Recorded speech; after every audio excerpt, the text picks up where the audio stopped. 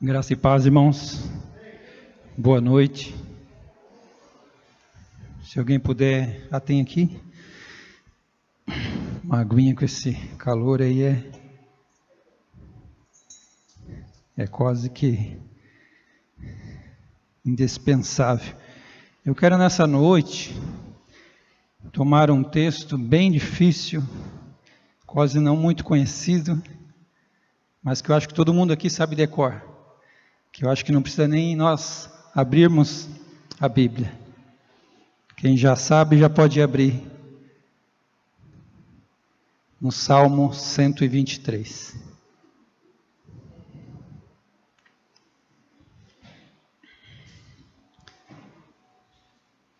Eu acho que todos já sabem decor esse salmo, mas só para não perder o costume, vamos abrir a palavra de Deus e vamos ler juntos.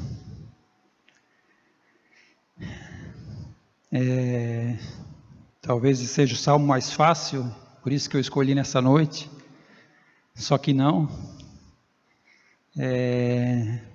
Eu quero nessa noite, junto com você, de alguma maneira nós mergulharmos nesse texto, não para explorar todo ele, mas para darmos uma pincelada, porque talvez numa pregação somente o versículo 1 poderíamos estar expondo, mas eu quero fazer uma visão panorâmica de todo o Salmo 23. Então vamos ler primeiro, diz assim: O Senhor é o meu pastor e nada me faltará. Ele me faz repousar em verdejantes pastos, leva-me junto às águas de descanso, refrigera a minha alma, guia-me pelas veredas da justiça, por amor ao seu nome. Ainda que eu ande pelo vale da sombra e da morte, não temerei mal nenhum, porque tu estás comigo, e a tua vara e o teu cajado me consola. Prepara uma mesa perante mim na presença dos meus inimigos, unge a minha cabeça com óleo e com meus cálices se transborda. Certamente que a bondade e a misericórdia me seguirão por longos dias, e eu habitarei na casa do Senhor para sempre. Amém? Lindo salmo, né? Belíssimo canto, porque os salmos são cânticos de adoração, de expressão a Deus. Eu quero convidar você, nós temos uma palavra de oração. Deus, Ele pode falar ao teu coração nesta noite, ainda mais, além daquilo que já tem falado através dos louvores, das orações. Então, abra o teu coração, a tua mente, dá liberdade para o Senhor. E quando nós dizemos dar liberdade ao Senhor, é como nós cantamos: entregar, render, se expor diante de Deus, abrir mão dos nossos conceitos, preconceitos, opiniões, religiosidade, abrir mão e deixar: Senhor, eis-me aqui. Estou, como diz o Mateus 5, pobre de espírito. É isso que Jesus gosta, irmãos. Quem é pobre de espírito? Será que você está pobre de espírito nesta noite? Será que você está vazio no seu interior nesta noite? Será que você está como um miserável diante do Senhor nessa noite? Para que Ele possa vir e encher a sua vida. Eu quero estar assim diante dEle a cada dia. Um pobre de espírito, um miserável, um carente, um necessitado. Dizer: Senhor, nada de mim, comparado ao que Tu tens, tem algum valor. Por isso eu estou aberto, estou prostrado, estou rendido para receber. Como diz aquela mulher, aquele homem, somente uma palavra Tua, Senhor, basta. Somente uma palavra de Jesus, irmãos. Somente uma palavra do nosso Mestre basta. Pai, estamos aqui, Senhor, diante desse tesouro, dessa preciosidade que é a Tua palavra, Senhor. Ajuda-nos, Pai. Ajuda-nos, Senhor, com o auxílio do Teu Espírito, Senhor. Ilumina o nosso entendimento. Abre o nosso coração. Ajuda-nos a abrir mão dos nossos preconceitos, das nossas opiniões formadas, que muitas vezes já vamos para a Tua palavra já preparados, porque já achamos que sabemos alguma coisa. Mas nós queremos estar neste momento, Senhor, vazios, como alguém que está pobre, alguém que é necessitado, está faminto do pão espiritual, do pão que desce do céu, do pão que alimenta e sacia a nossa alma, da água que mata a nossa sede, Senhor. Por isso nos rendemos a Ti, Senhor, no nome de Jesus.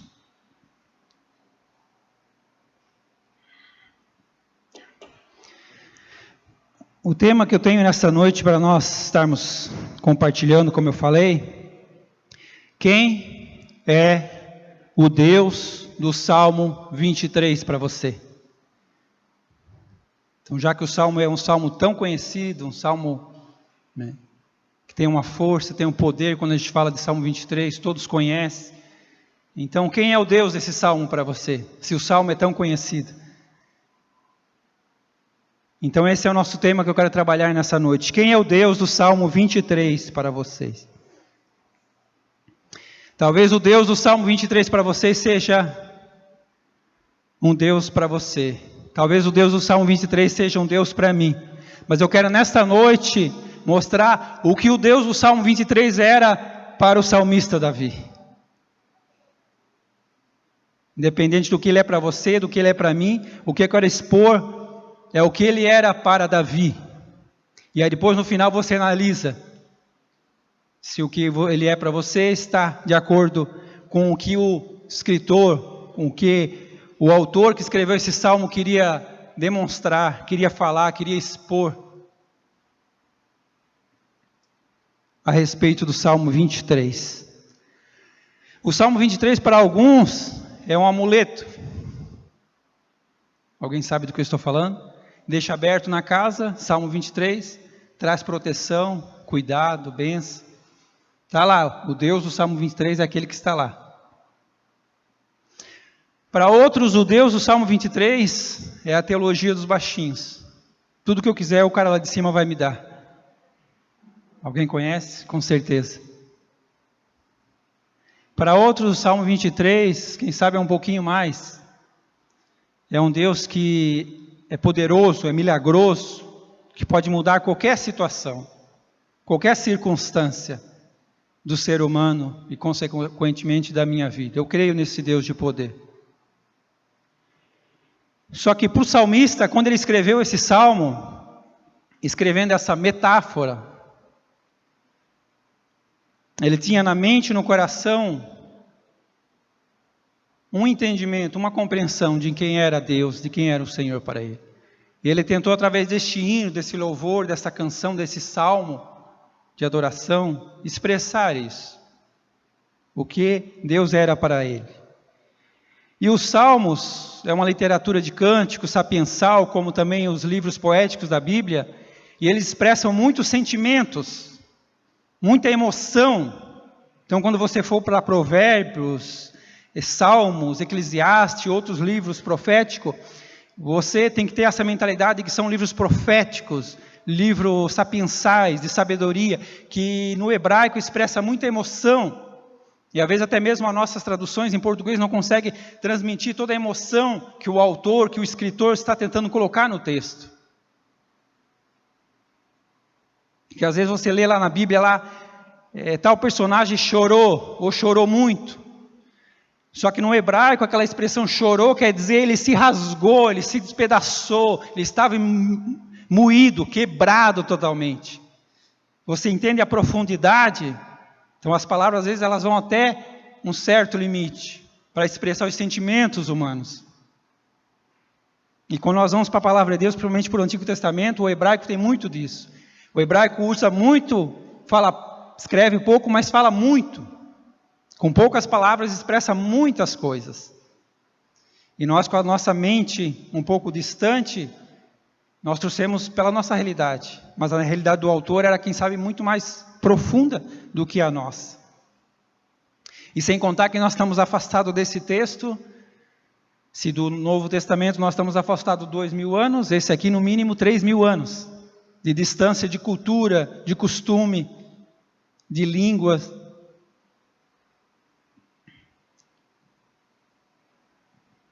Então nós entendemos isso, irmãos, que o salmo é este cântico, esse louvor, essa metáfora, que quer expressar os sentimentos.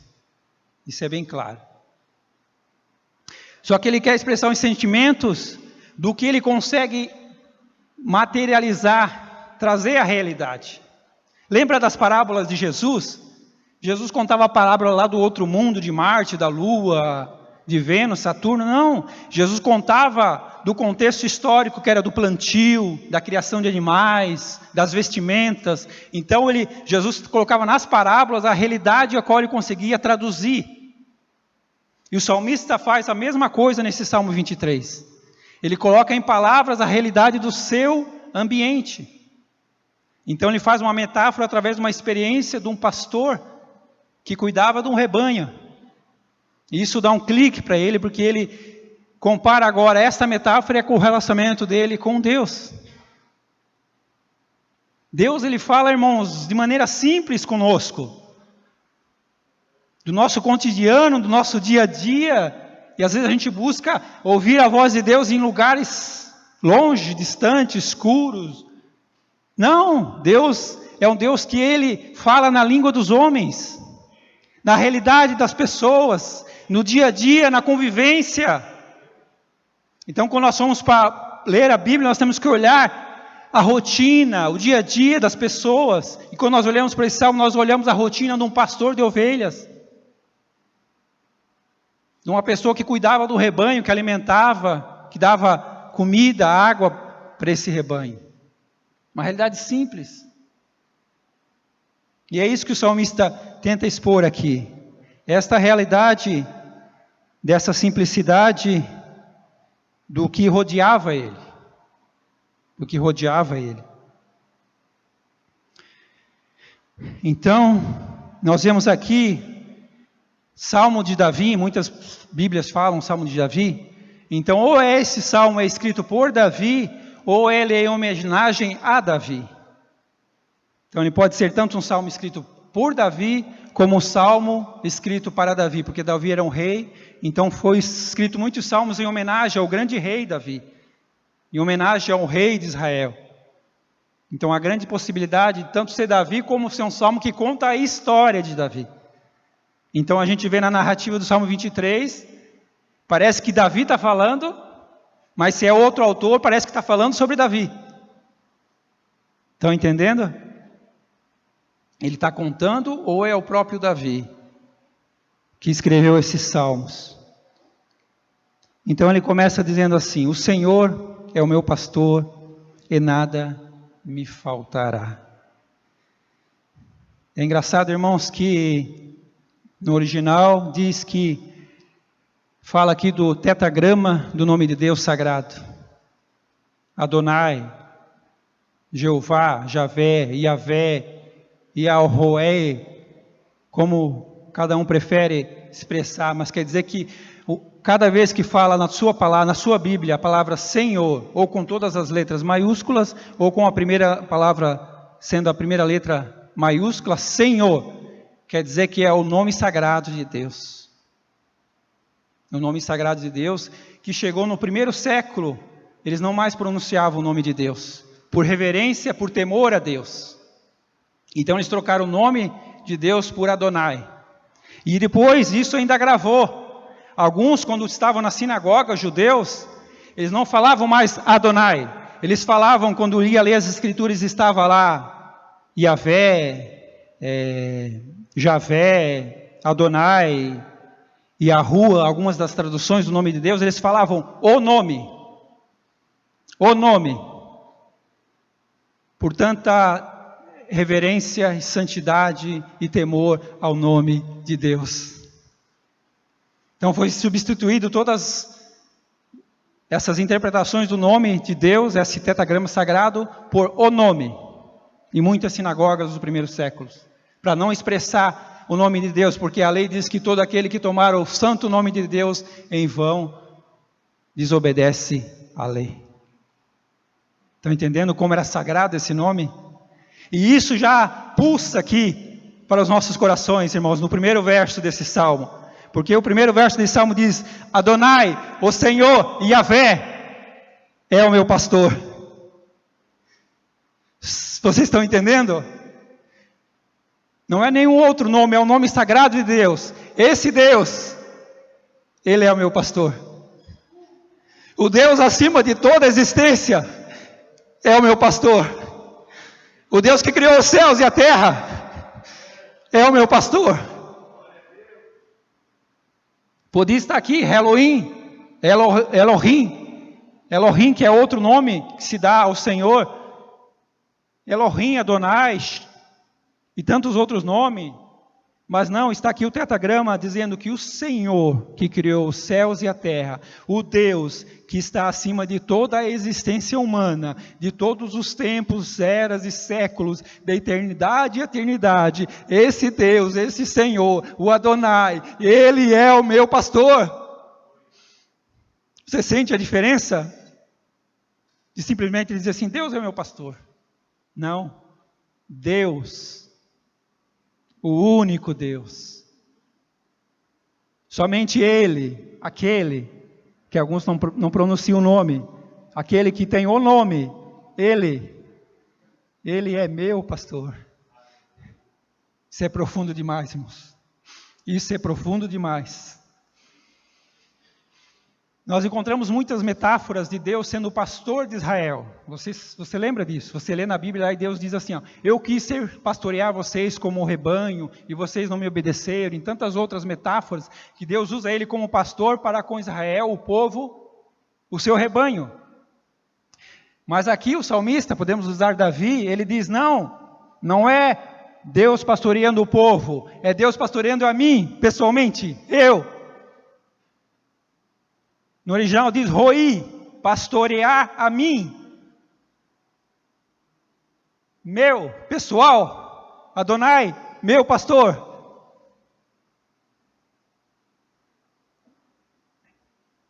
Então o salmista começa dizendo que, pela experiência dele da vida, ele chegou a esse momento de entender que esse Deus era o seu pastor, dele pessoalmente. O Senhor é meu pastor e nada me faltará. Então ele começa aqui entrando na metáfora. Ele começa aqui abrindo a ilustração que ele vai dar exemplos de como um pastor cuida do rebanho, um pastor cuida da ovelha, como Deus estava cuidando dele. Então o Senhor, o Adonai, é o meu pastor. E nada me faltará. Algumas versões falam, não me faltará, não me falta. Algumas traduções um pouquinho diferentes. Alguma coisa aqui eu quero falar sobre as traduções. Nós temos em português excelentes traduções. Especialistas em linguísticas, morfologia, gramática, eles traduzem a Bíblia. Então nós temos excelentes traduções. Às vezes a gente vê algumas coisas aí na internet, dizendo que as traduções estão erradas, e, principalmente desse salmo. Mas o hebraico é muito profundo, muito complexo, para eu dizer que, sem saber, né? Às vezes o pior de não saber nada, o pior de não saber nada é saber pouco. E achar que sabe tudo. Eu acho que é o pior. Quando eu não sei uma coisa, eu digo, eu não sei. Mas quando eu sei pouco e acho que sei bastante, aí complica, irmãos. Então o pior que não saber é saber pouco e achar que sabe muito. Então o Senhor é meu pastor e nada me faltará.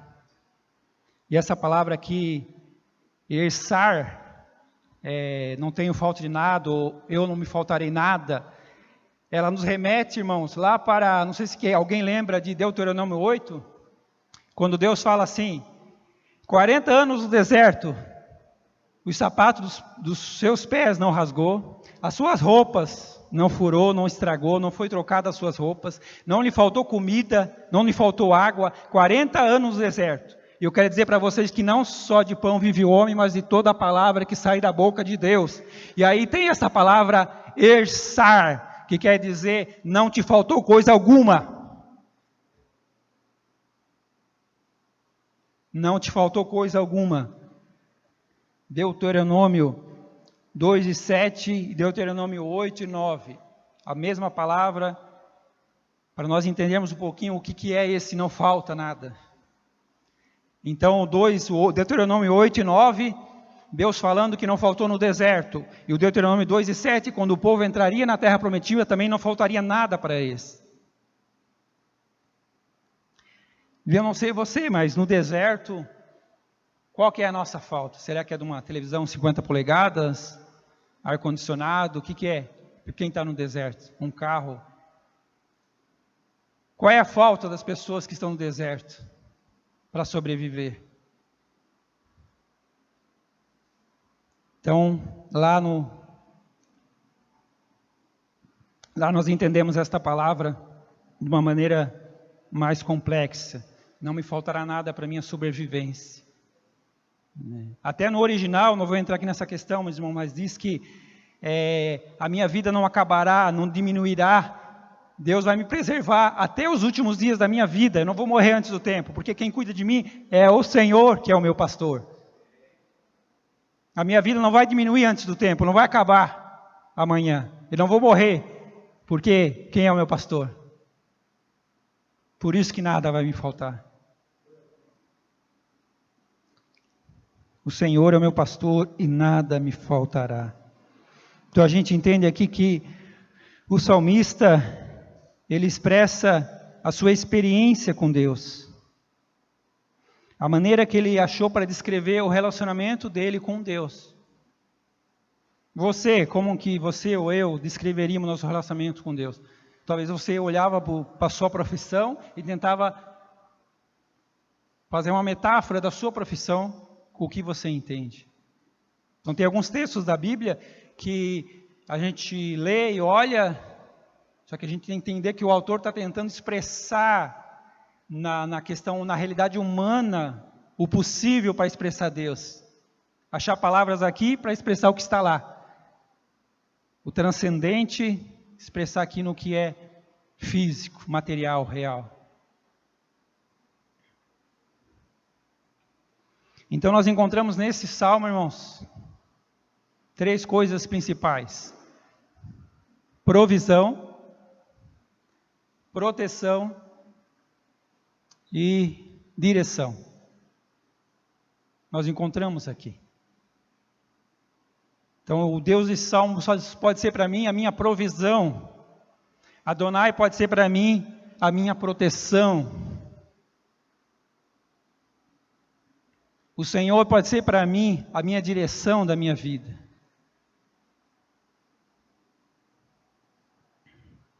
E diz assim o versículo 2: Ele leva-me a repousar em verdes pastos, ou pastos verdejantes, ou gramas bem verdes. Leva-me junto às águas de descanso.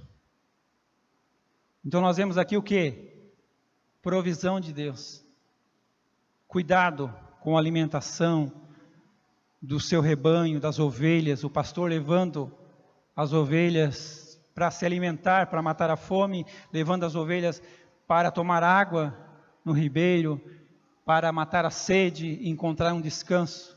Depois, quem sabe, de longo percurso de caminhada até encontrar o alimento e a água. Então nós vemos aqui o Deus da provisão. O Deus do Salmo 23 também é o Deus da provisão. Amém? Versículo 3: refrigera a minha alma. Refrigera a minha alma.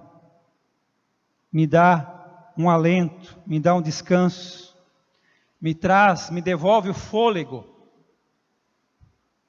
Essa palavra, irmãos, ela traduz, ela nos remete mais à questão do fôlego, nefesh, a garganta.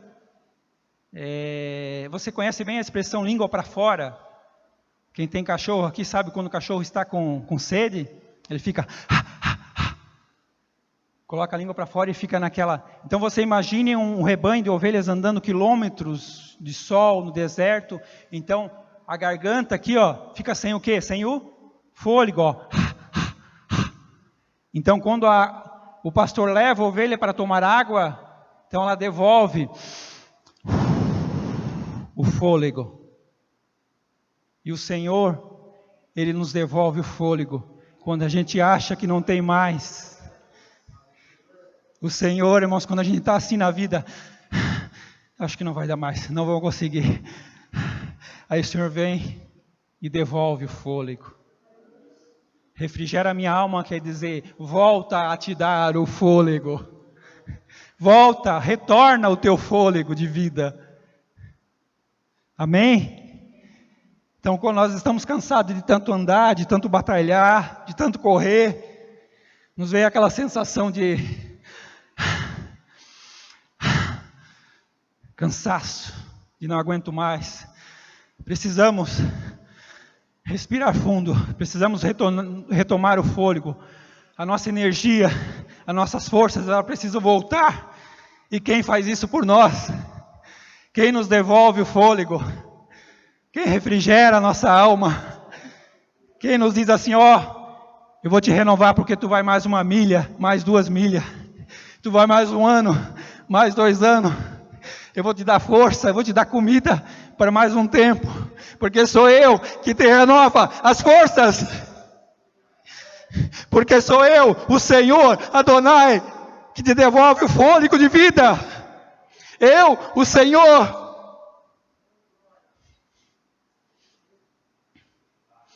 Lembra quando Elias estava lá querendo a morte, dizendo, Senhor, não preciso mais viver.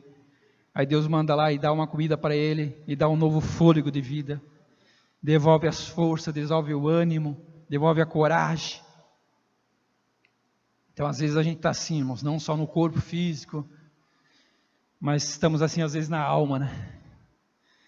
É tanto estresse, é tanta luta e não vemos resultados. É tanto esforço. Senhor, mas eu tenho feito tanto por Ti, pela Tua obra.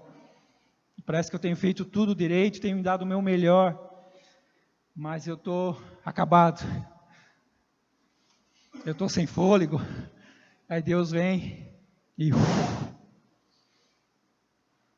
nos faz respirar novamente. Nos faz descansar.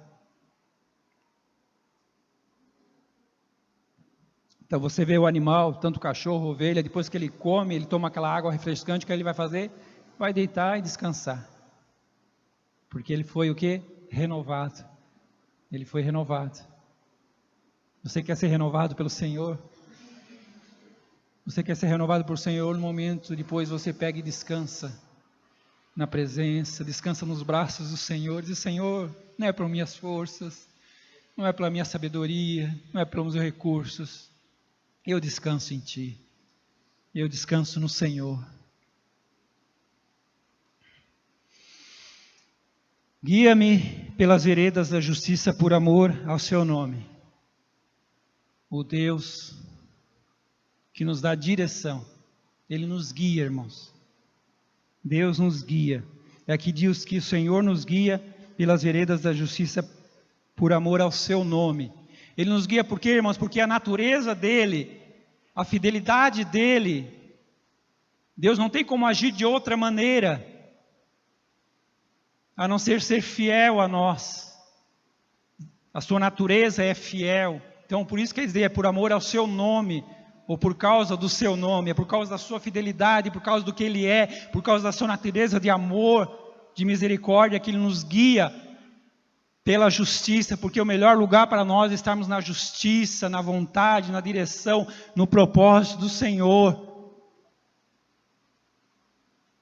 Deus sabe disso, por isso Ele sempre vai estar nos trazendo de volta, nos trazendo de volta. Se a gente dá um passo para a esquerda, outro para a direita, o Senhor sempre nos traz, nos guia em direção a Ele, a Sua vontade, a Sua justiça, porque ali nós vamos provar da Sua natureza, da Sua fidelidade. Então Ele nos dá direção, irmãos. E o salmista reconhece isso, que Deus tinha sido o Deus que tinha guiado e continuava guiando a sua vida, o Deus que dá direção, o Deus que dá direção. O Salmo 23, esse Deus do Salmo 23, será que Ele é o Deus que me dá direção? Será que eu vou a Ele quando eu quero direção para a minha vida? Ou eu confio mais na minha sabedoria, nos meus recursos?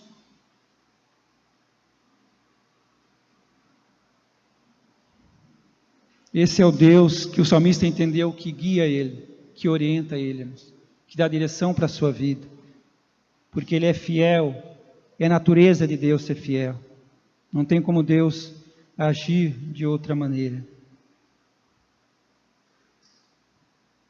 Deus, Ele leva a sério, né, o seu compromisso. Então esse Deus é o Deus da provisão, o Deus da direção, e no versículo 4 diz assim: ainda que eu ande pelo vale da sombra e da morte, não temerei mal algum, porque tu estás comigo. O teu bordão, ou a tua vara e o teu cajado me consolam. O Deus da proteção. Amém? O Deus da proteção, irmãos. Como está o teu coração? Você se sente seguro? Ou sentimos medos, angústias, ansiedade, preocupação pelo dia de amanhã? Vamos deitar e nós não conseguimos dormir porque estamos muito ansiosos, preocupados, inseguros, inquietos. Mas olha só o que o salmista revela aqui. Ele revela uma profunda confiança no Senhor, uma profunda dependência. O salmista aqui, ele diz assim, ó: eu me sinto seguro. Eu me sinto seguro. Por quê? Porque Adonai, o Senhor, é meu pastor. Eu me sinto seguro, protegido. A minha alma está tranquila. Algumas versões falam tranquila. A maioria fala consola, mas umas falam tranquilo. Eu me sinto tranquilo, eu fico tranquilo, porque a vara e o cajado do Senhor me deixam tranquilo. Eu fico tranquilo porque Deus tem me abençoado. Estou vivendo um momento bom da minha vida. Não, irmãos, o salmista não fala isso. Ele fala assim, ó: ainda que eu ande, ou que eu andasse, ou esteja, ou passe pelo vale de sombra e de morte, é nesse momento, é nesse lugar, é nesta hora que eu me sinto seguro. Está entendendo, irmãos? Aonde está a segurança e qual é o momento da segurança do salmista? É quando está tudo bem. Você consegue entender a confiança dele no Senhor? Você consegue assimilar isso? Ele fala assim, ó: ainda que eu ande pelo vale da sombra da morte. Salmavete quer dizer, essa palavra quer dizer que lá em Gênesis fala, quando Deus fala assim: criei o homem à semelhança, a imagem. Quer dizer, é o complemento de duas palavras: a imagem da morte, a imagem da escuridão, a imagem das trevas. A representação das trevas, a imagem das trevas, da morte. O que é isso? Quando o pastor precisava conduzir o rebanho por vales sombrios, onde havia inimigos, feras, todo o perigo de morte, sombra de morte, imagem de morte, semelhança de morte, que dá medo, que dá arrepio, que dá pavor, que deixa inquieto, ansioso, temeroso, porque não sabe se vai sair, se vai estar vivo ou não. É nesse momento que o salmista diz: eu estou seguro, eu não tenho medo, eu estou tranquilo, o meu coração está em paz. Aleluia, glória a Deus. Oh Senhor, santo, santo, santo é o teu nome. Oh glória a Deus. O Senhor é o meu pastor, Adonai, Yahvé é o meu pastor. Então nesse momento, onde eu olho e só trevas, só medo, só arrepios, eu me sinto seguro, eu me sinto protegido, eu me sinto em segurança.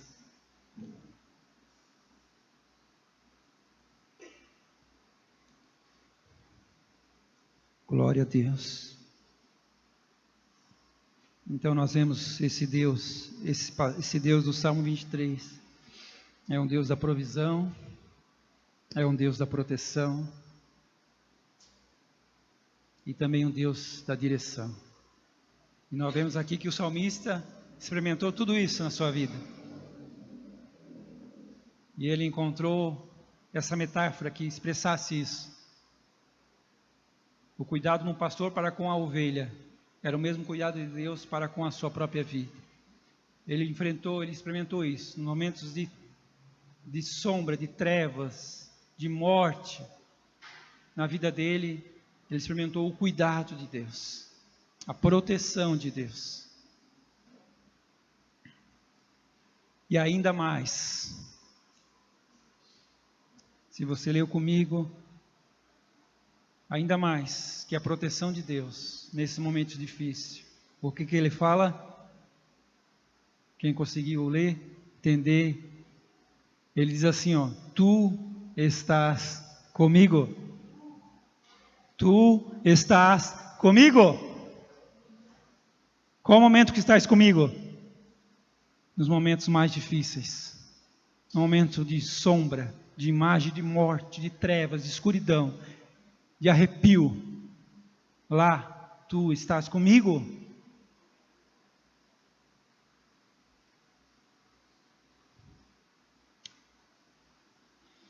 Então aqui o salmista, ele conta a experiência dele, a vivência dele, e faz essa metáfora num pastor com uma ovelha. E aqui no Salmos, no versículos 5 e 6, ele usa outra metáfora. Ele usa a metáfora de um senhor, do anfitrião, dando uma festa, e ele sendo o convidado principal dessa festa, sendo recebido com honrarias, sendo honrado. Então, com certeza, se não é Davi que escreveu esse salmo, é alguém que está contando a história de Davi. Porque é a vida de Davi aqui. Davi que experimentou o cuidado com as ovelhas, pastor das ovelhas, que experimentou também ser perseguido por inimigos, por pessoas que não gostavam dele. E aqui ele faz outra metáfora, ele diz assim, ó: preparas uma mesa à presença de mim, preparas uma mesa na presença dos meus adversários, dos meus inimigos. Unge a minha cabeça com óleo e o meu cálice transborda. Quer dizer, dizendo aqui que Deus era o anfitrião e convidou ele e colocou ele face a face diante daqueles que não gostavam dele, que queriam a ruína, que queriam a destruição dele. Colocou face a face diante dele para todos verem, para os inimigos, para aquelas pessoas que não queriam destruir eles. Algumas versões falam inimigos, aqui está adversário. Deus coloca o salmista diante dessas pessoas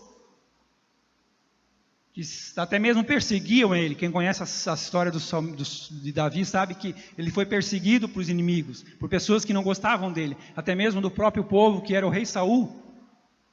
E aí depois os filhos de Saul e toda a história que a gente conhece, perseguiu Davi. Então ele tinha experiência de perseguição, de inimigos, e também os povos inimigos, filisteus e tantos outros que perseguiam ele. E aí ele diz agora que Deus coloca ele numa mesa, numa ceia especial, e coloca os seus inimigos lá, ó. E agora Deus vai julgar, diz aqui, ó, Davi conta a sua versão e os inimigos contam a sua, vamos ver quem está certo. Não, Deus pega e coloca Davi aqui e diz aqui, ó: eu te honro, Davi, diante dessas pessoas, eu te exalto diante dessas pessoas. Porque aqui diz aqui que ele é ungido com óleo, e o cálice dele, ele é cheio até o momento de transbordar. Não fala especificamente aqui de unção do rei, unção especial não, mas fala mais aqui de recepção, de hóspede. A cultura antiga do antigo Oriente Médio era cultural, a questão do óleo. O óleo que lavava a cabeça, o óleo que trazia um refrigério, um óleo também que honrava. Há várias especificações para o óleo. E aqui Davi ele é honrado porque ele recebe este óleo de renovo, e ele recebe o cálice dele diante dos seus inimigos, como Deus dizendo assim, ó: não precisa se preocupar, Davi, porque quem faz justiça por ti sou eu. Não precisa se preocupar, Davi, porque quem faz vingança por ti sou eu. Lembra de Romanos que fala: a ninguém vingueis, porque a vingança pertence ao Senhor. E aqui nós vemos o Deus, o Senhor, honrando o seu servo e fazendo justiça por ele. Diante dos adversários, diante dos inimigos. O verso 6 diz assim, ó: a bondade e misericórdia me seguirão por todos os dias da minha vida, e eu habitarei na casa do Senhor. Então a gente vê aqui, irmãos, essas duas palavras, bondade e misericórdia.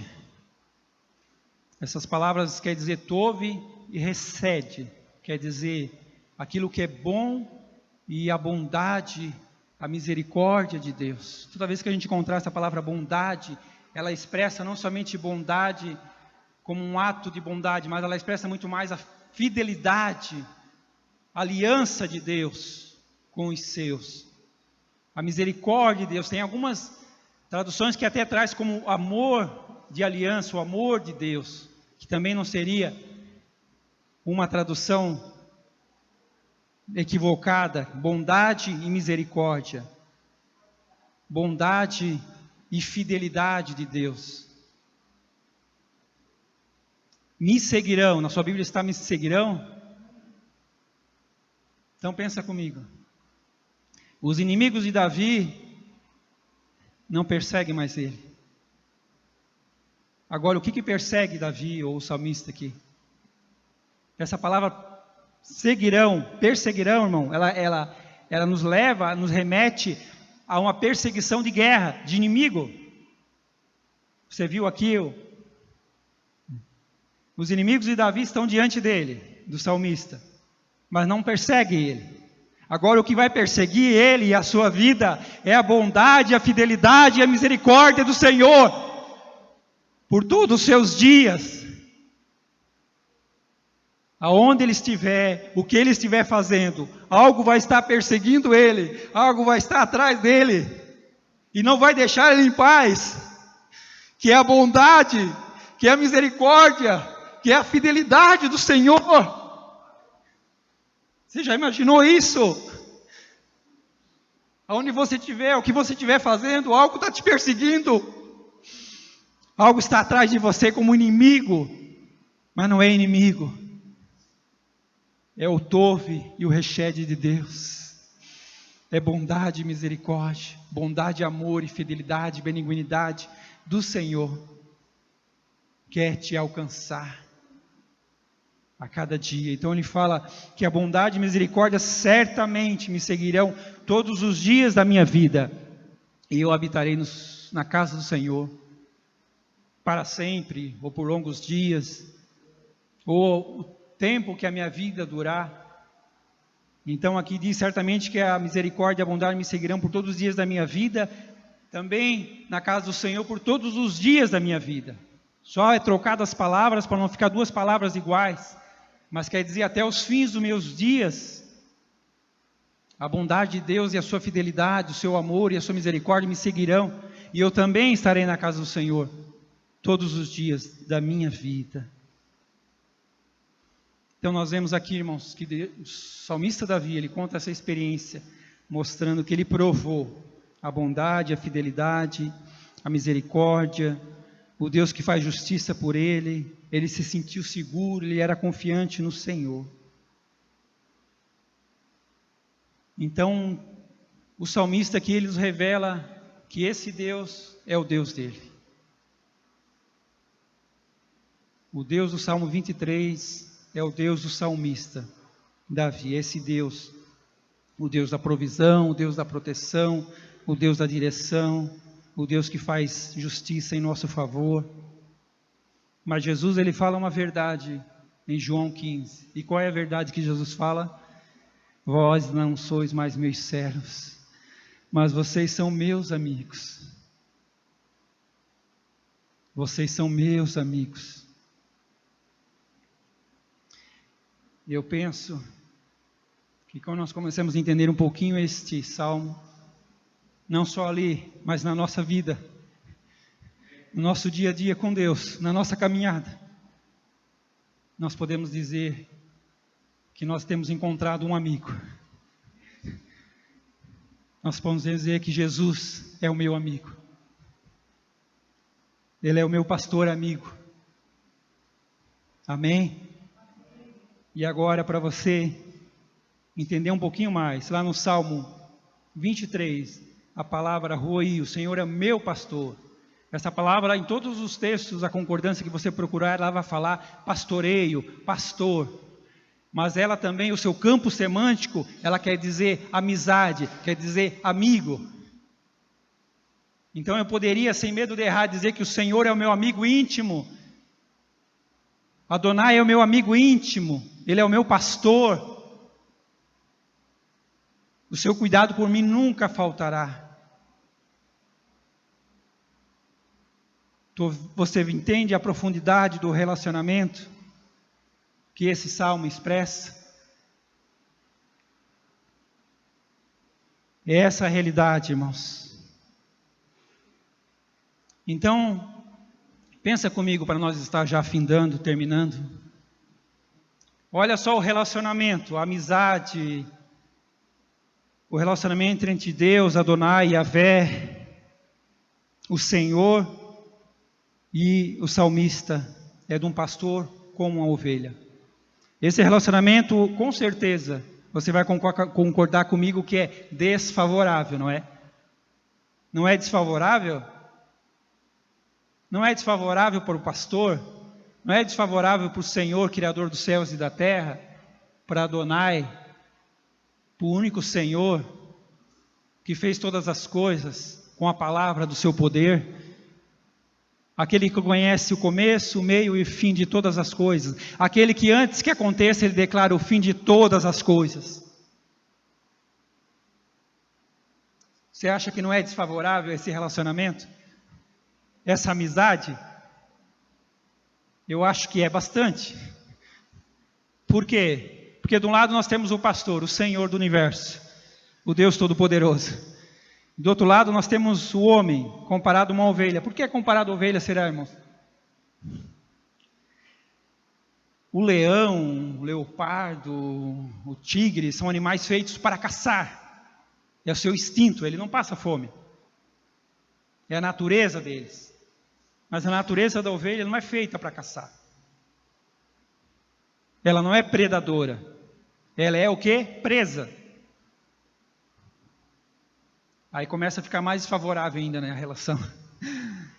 E um pouquinho mais, a ovelha, para não dizer que é um animal pejorativo, não. Mas vamos usar essa palavra assim. Um animal meio tolo. Um pouquinho tolo, né?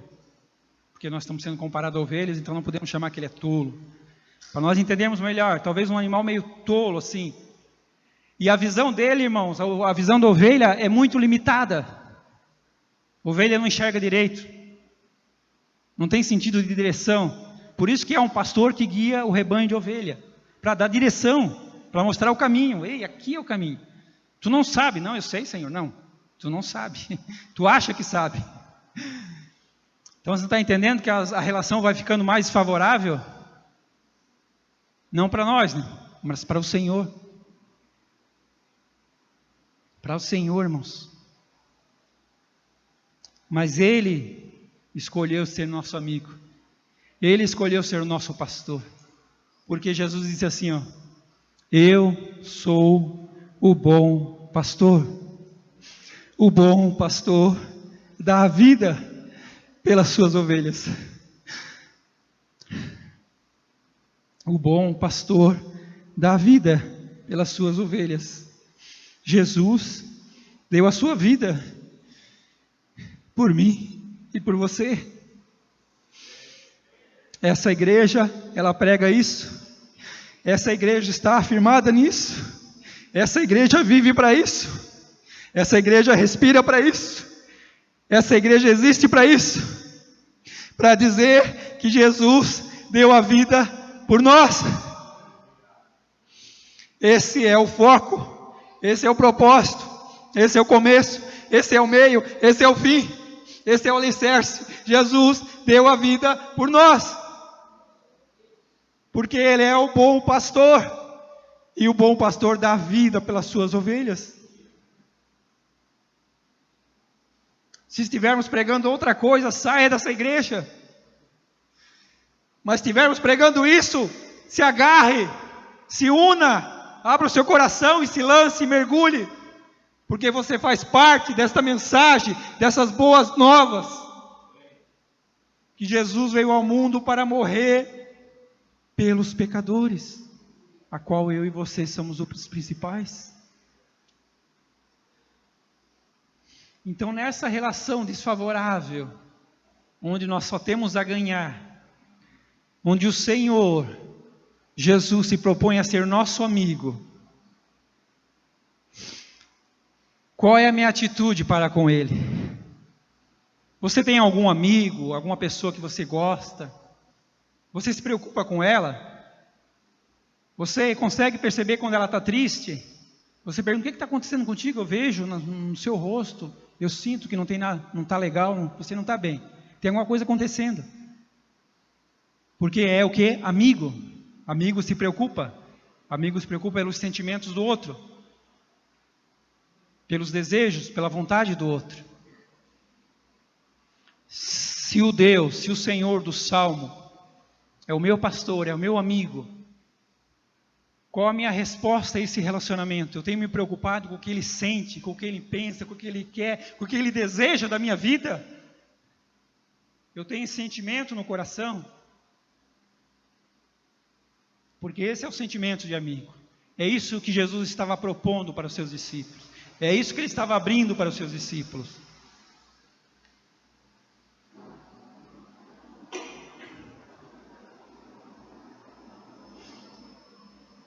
Então, irmãos, eu quero que o Deus do Salmo 23 seja o meu pastor.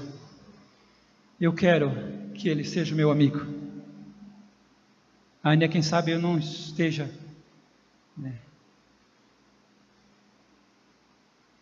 nessa realidade que o salmista alcançou. Talvez eu esteja longe dessa realidade, mas eu quero chegar a esta realidade. Eu quero chegar a essa experiência. Eu quero chegar a esse nível de relacionamento, de intimidade com o Senhor. Eu quero, porque eu quero responder positivamente a Ele. Então o salmista, depois de tudo isso que ele mostra, que Deus cuidou dele como ovelha, alimentou, trouxe novo fôlego, protegeu ele nos momentos mais difíceis, honrou ele diante dos inimigos. Qual é a resposta do salmista? Diz que a bondade, o cuidado, as bênçãos de Deus estaria seguindo, perseguindo ele todos os dias da sua vida. Aí ele conclui o salmo dizendo assim: em resposta a tudo isso, neste salmo tão belo, tão lindo, esse relacionamento de um amor, de um cuidado tão profundo, em resposta a tudo isso, o que o salmista fala? E eu habitarei na casa do Senhor por toda a minha vida. Essa é a resposta que Deus espera, irmãos. Essa é a resposta que Deus tem te chamado a dar a Ele. O que é isso? Compromisso. Compromisso, irmãos, seu para com Ele. Um relacionamento não é só um lado que tem compromisso, é dois lados. E o salmista responde a tudo isso que Deus me fez experimentar na minha vida, essa experiência tão profunda. Eu vou viver todos os meus dias na casa do Senhor. Eu vou viver todos os meus dias servindo ao Senhor, me preocupando com o que Ele quer, o que Ele tem me chamado para fazer. Eu vou me comprometer com o Senhor.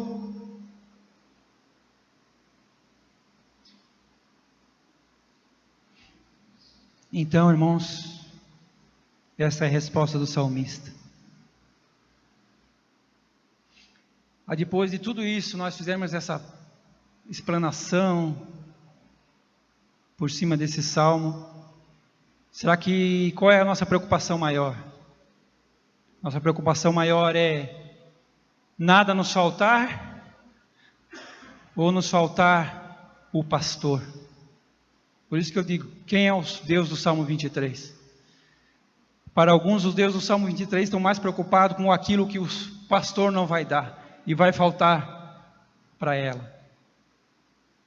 Mas o salmista nos mostra que Mais importante que aquilo que o pastor dá, que ele não deixa faltar, é a falta que ele faz.